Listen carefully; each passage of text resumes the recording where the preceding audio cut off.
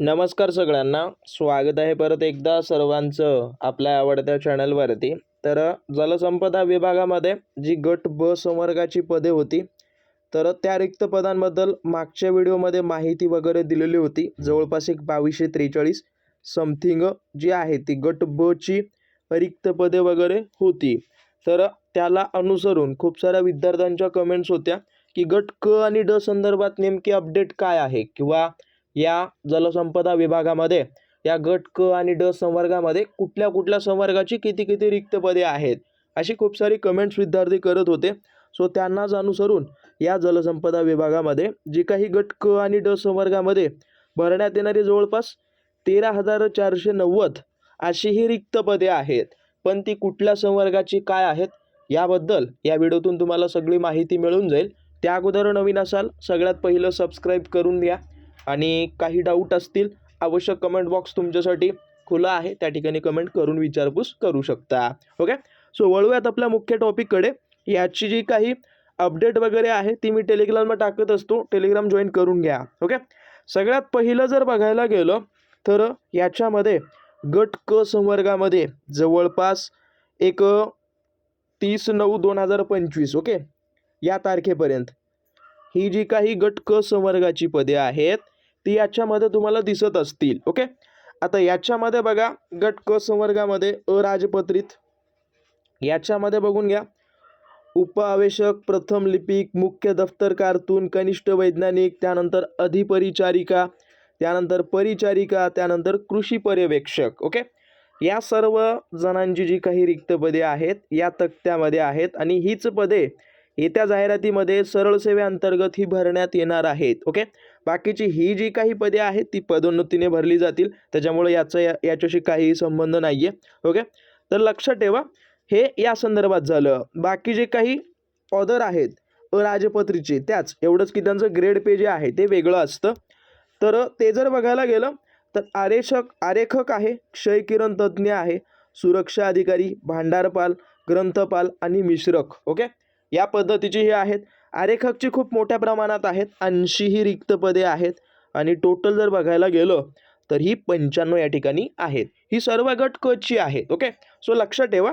आता या पदासाठी जर प्रिपरेशन करत असाल तर चांगली गोष्ट आहे, आजपासून प्रिपरेशन करा सुरू. ओके, जरी केलं नसेल तर, कारण काय येत्या काळामध्ये यांची जाहिरात तुम्हाला मिळून जाईल. ओके, जसं ते वरून जे काही रूल्स अँड रेग्युलेशन किंवा आकृतीबद्ध वगैरे जसा क्लिअर होईल तशी तुम्हाला ती याची जाहिरात वगैरे मिळून जातील. याच्यामध्ये काही चेंजेस वगैरे जरी झाल्या ते तुम्हाला कळून जातील. सो काळजी नका करू, फक्त अपडेटेड राहा.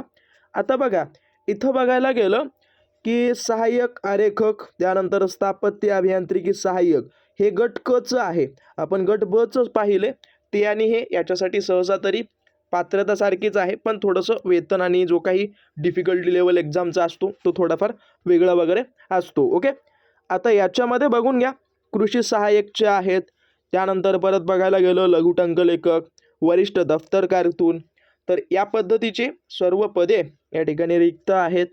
आणि ओव्हरऑल जो काही याच्यामध्ये तेच अनुरेखक, संदेशक, वरिष्ठ सर्वेक्षण सहाय्यक, तांत्रिक सहाय्यक किंवा कृषी सहाय्यक, प्रयोगशाळा सहाय्यक, कनिष्ठ लिपिक आणि सहाय्यक ग्रंथपाल वगैरे, तर या सर्व संवर्गाची ही रिक्त पदे आहेत. ओके, तर थोडंसं नोट डाऊन करा अथवा झूम इन झूम आउट वगैरे करू शकता. ओके, तर हां, आणि बाकी शेवटचा जो काही तक्ता आहे तो सुद्धा गट क चाच आहे. ड ची आपण पुढे पाहूयात, काळजी नका करू.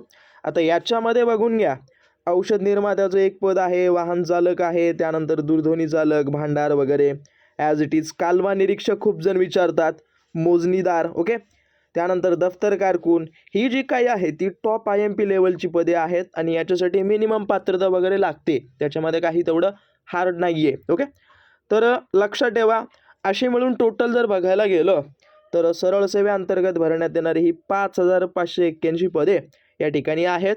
टोटल पदोन्नतीनं 2,865, ओव्हरऑल गट क ची 8,446 ही आजच्या तारखेत रिक्त आहेत. ओके, गट ड च्या बाबतीत जर बोलायला गेलं तर गट ड ची सुद्धा या ठिकाणी मी मेन्शन केलेली आहेत किंवा या ठिकाणी सांगण्यात आलेली आहेत, पाहून घ्या.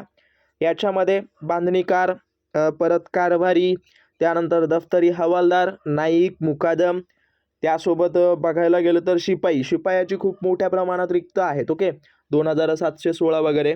त्यानंतर पहारेकरीची 1177 वगैरे आहेत. परत कालवा टपाली, त्यानंतर कालवा चौकीदार, प्रयोगशाळा परिचर, हे सर्व संवर्गाची पदे या ठिकाणी रिक्त पडून आहेत. आता या संदर्भात जे काही जाहिराती, जे काही निर्णय जसे जसे येतील तसे ते तुम्हाला लवकरात लवकर मिळून जातील. सो काळजी नका करू, जेवढं होईल तेवढं ज्या पदासाठी तुम्ही प्रिपरेशन करताय ते व्यवस्थित तुम्ही पार पाडा. त्याचा अभ्यास आजपासून सुरू करा आणि काही डाऊट असतील अवश्य मला कमेंटद्वारे विचारू शकता. आणि हा व्हिडिओ त्या विद्यार्थ्यांपर्यंत अवश्य पोहोचवा ज्यांना याबद्दल माहिती किंवा अपडेट हवी होती, जेणेकरून त्यांना याची कल्पना येऊन जाईल. ओके, सो ज्या काही 70,000ची घोषणा वगैरे केली आहे ना, त्याच्यातलेच हे सुद्धा पदे वगैरे पुढं भरण्यात येतील. सो जेवढं होईल तेवढं स्टडी चालू ठेवा. ओके, बाकी भेटत पुढच्या भागात. धन्यवाद.